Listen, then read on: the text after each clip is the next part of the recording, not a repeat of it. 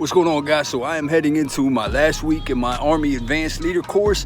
So let me show you guys a couple clips of what we did last week and what we'll be testing out on Tuesday on the CNC lathe. So check it out. As you can see, it's set up a little bit different than the milling machine that I showed you guys in the last video. However, it runs on the same control panel. And this is the first cut to show you what we're starting with.